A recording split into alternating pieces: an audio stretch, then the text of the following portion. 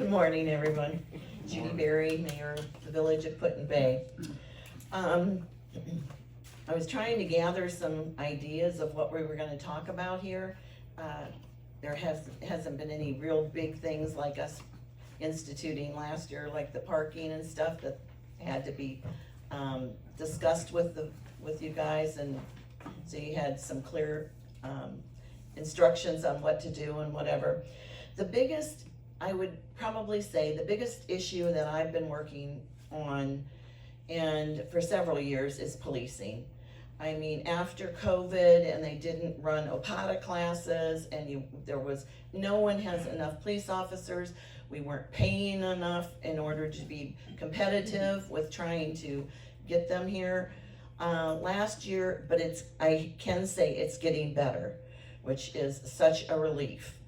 But last year we had 6 full-time officers and 5 part-time officers. And this year we have 8 full-time officers and 10 part-time officers. So I feel like we can breathe a little bit. And we also, we talked about the guts. After some of our weekends get a little bit out of control, and when you don't have enough officers, you might as well forget giving tickets out, because at any time, what my primary goal at that point is, don't start a riot. And so you let things go that maybe in other times you would not, but it's because of the situation that's here. But that does need to be handled. We understand that. And after a couple years ago when we were having some issues, I just knew one thing, and that was that I did not have the answers myself. So I did get a hold of some of the people in the village, the business people, and ask if they would meet with me and form a group, a think tank, is what we like to call it. Because I told them, I said, if this goes south, the people that are going to really feel the effects the most is the business community. You know, I know it's not a good look to say you're going to call in SWAT teams, but if I told them, I said, if my job is to keep the village safe, and if I have to do that every weekend, I would do it. Don't want to do it. It's not a good look. So we've been over the last 2 years, and that's why we formed the Guts. Don't give up the ship. We decided to name it. And so we meet about once a month and discuss, you know, some things that we could do to help to remedy this problem. Haven't been real successful, but this year I'm very excited, besides being able to have more police officers, and we increased our police pay substantially. We were paying, 15 years ago when I was mayor, $10 an hour, and then it went up to 14. These are for part-time officers. We are now at 35, and I think that's one of the reasons what we're able to get it. That comes with, now you have the whole funding part of it. Where are we going to get this money? You know, you got to pay these guys. I've been working diligently with the state on trying to get resort tax increased by 0.5%. If it stays in the budget this year, because it's been 4 years that it's been in the budget and it's gotten wiped out at the 11th hour, taken off, we might get 0.5%. But what it's not, we'll get it. It's in the budget, as they're going to allow us to go to our constituents and put a levy on and get your feedback of whether or not you agree to letting us charge an extra 0.5%. Hello? An extra 0.5% on the business community to collect. That more will come on that. I'll talk on that once I know if this gets through the state budget and gets voted on, and that will probably be, it's in committee now. If it passes committee, it goes to the governor, And if he signs it, it'll get through. So we still have about a month before, it could be taken out again. Hopefully they'll let it in. And at that time, like I said, I'll go to you guys because, or a committee will come and we'll have meetings on it. It boils down to 0.5% would give the village about $300,000.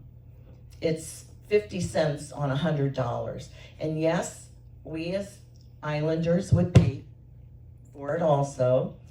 But we go down, we buy a cup of coffee or meals, whatever. We're not renting rooms, we're not renting golf carts. The majority of this is collected by the visitors, who I feel really should have some skin in the game, because they're the reasons why we need the extra law enforcement, the extra really infrastructure, water, sewer, all of it.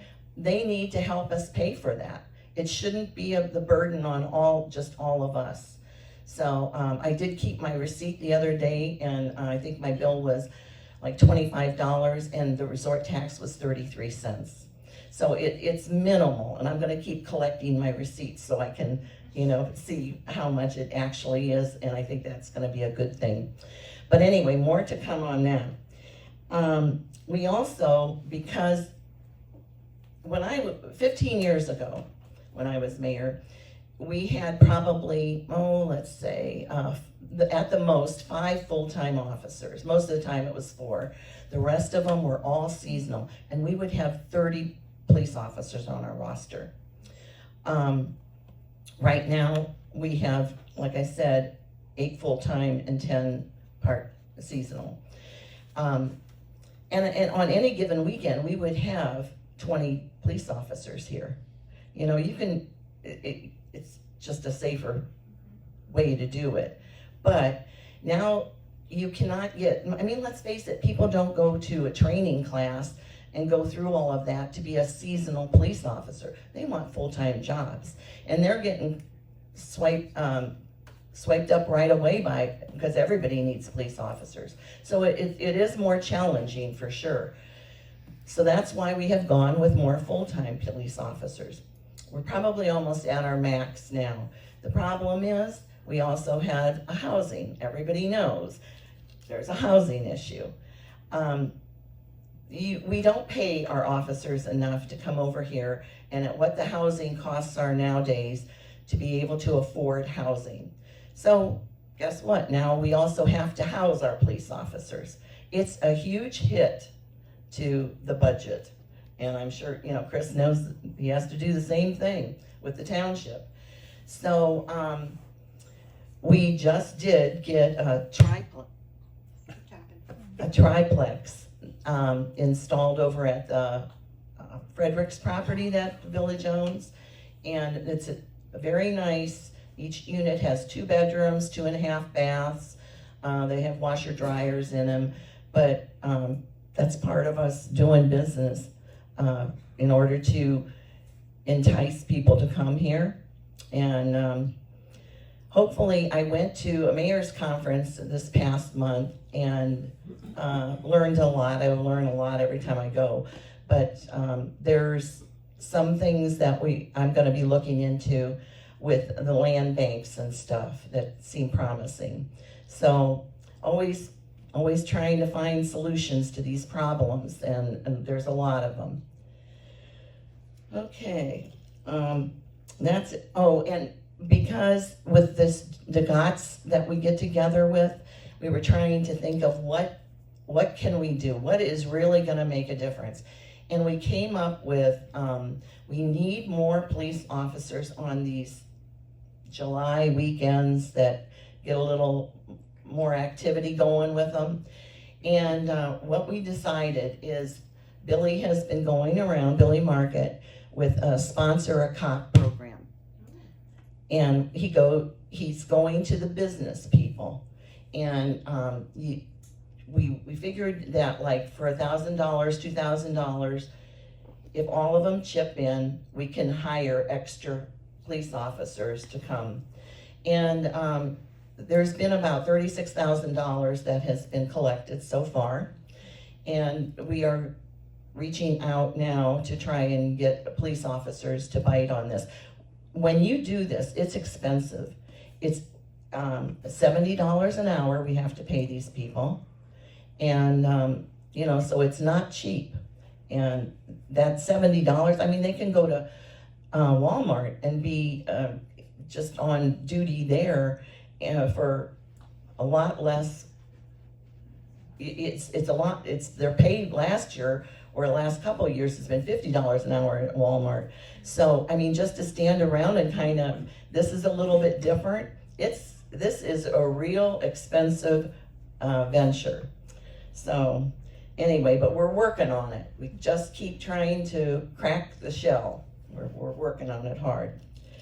A couple of things that I wanted to talk to you about as far as some of the ordinances that we've been passing. One is a transient rental ordinance. I don't know if any of you have any kind of rentals. In the village, you now have to get a special permit in order to rent. And that's gonna go into effect next year, but it also has a lot of, like you have to get a home inspection if you're going to be a VRBO or renting houses or whatever. Just to make you informed that, you know, that's happening. If you know of anybody that, we post that on our village website, but it's hard to get it out there to people because we don't always know who that is. But I know Chris said that they have a interface that actually shows where all these rental places are. And we're gonna be looking at that and try to get on board with that interfacing too, just so we have a little more guidance in how we're trying to make this ordinance work for us. And our village administrator wanted me to also tell you, we just passed, we had an EPA inspection. The gentleman was up here to look at our wastewater treatment plant and also our stormwater. We have enacted in our ordinance grass clippings. Would people just be aware, if you're in the village and you're mowing your yard and you're mowing out into the street, you either need to have to clean that up or get it back into your yard or something, because that kind of stuff is getting in and clogging up some of our equipment at the wastewater. So just that you're aware, it's now, you know, we'll be out there giving you a ticket or something for it if it's in front of your house. He also mentioned, the EPA person mentioned about when you power wash, if you're using any kind of chemicals and stuff, if you have any kind of storm sewers or anything close to you, be very careful, because that carries a big offense if you're putting any kind of chemicals into the wastewater and stuff. The project, we do have a water sewer or a sewer project going in right now on East Point. They have started out there. They probably won't start on Ibis until about a month from now, because they're gonna button down East Point first. And just so that you know. And I don't really have anything else unless you have questions for me. Oh, we had, most of you, there's been a lot more, I think people are more aware of what to do to get a parking permit this year. It's gone a little bit easier than it was last year, but everything when it's new is a little bit tougher. So yeah, there's been a lot of people that have gotten parking passes. Any questions? Hey, I have a question for you. I'm really excited about that transient rental ordinance. You know, there was a discussion about making short-term rentals being unregulated, essentially. And I think that finally got struck down in the process. But, you know, will your transient ordinance have a minimum amount of days that it can be rented for? Yes, it's, I believe 90. 90 days. Mm-hmm. Okay, that's good. So no no weekends. No, you know what, I think it's 30, I went the wrong way. 30, okay. Yeah. Yeah, no weekends or, Great, thank you. let him get you down here, he's bringing you, he's All right. working his way up, sorry. Yeah, thank you. First of all, Judy, great report. Thank you. Kudos to you and council. I think everything you said today was good to hear. I'm happy to hear the improvement in policing, the funding for policing. I think this was a great report. My question is, the housing for the police officers, I'm just curious, I don't care one way or the other. Is the village including that entirely as part of the compensation package, or are you subsidizing and making housing more affordable for the officers on the island? Right now, we are subsidizing, but they do have to pay utilities. So the housing is free, except for the utility. Okay, all right. That might change in the future. Thank You know, we did used to charge, but it's kind of all gone away. I mean, we're trying to figure out what we need to do in order to entice people to come here. And it's not easy. Thank you.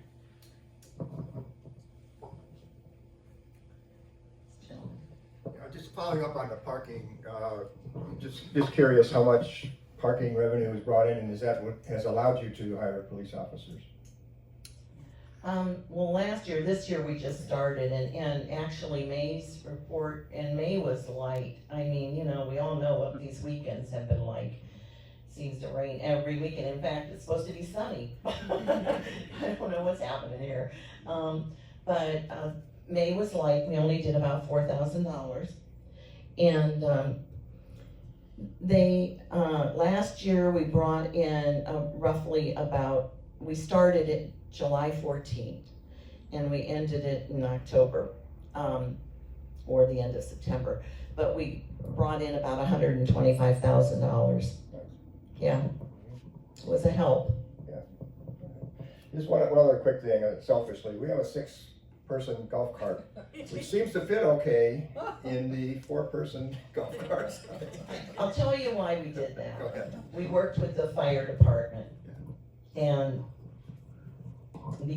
we used their recommendation, you know, that it starts to get too crowded down there when they have to bring equipment and stuff down. And so we went with their recommendation. We're living with it. Yeah, you definitely have probably found where to park a 6-passenger, yeah.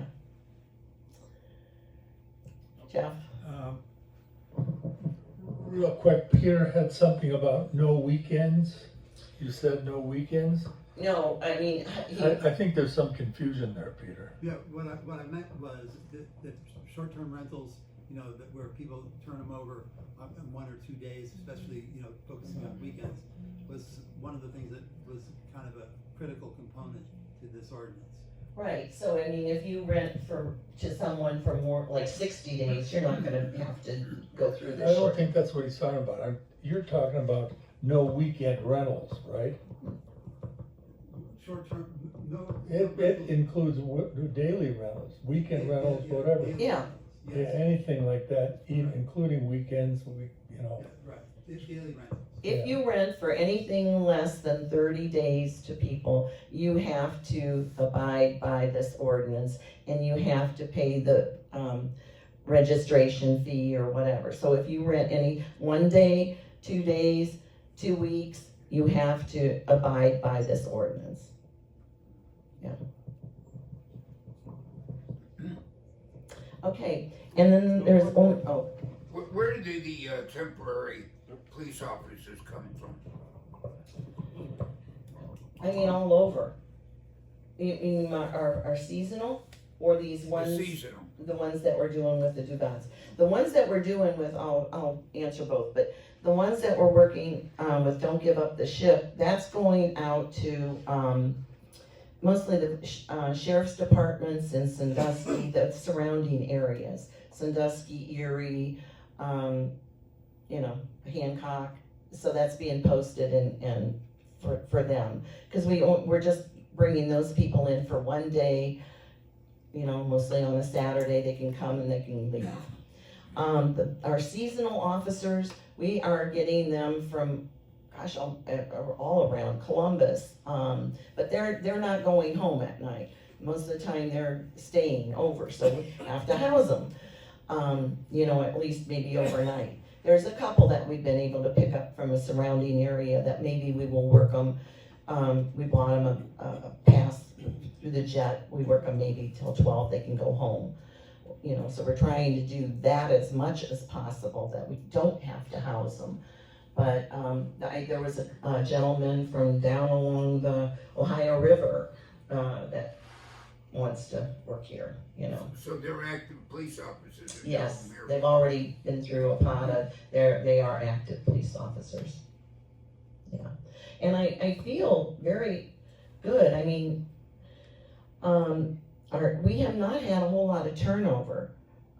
Most of the officers that our full-time officers are anywhere from a little over 5 years to like 2 years and more, So that's always helpful, very helpful.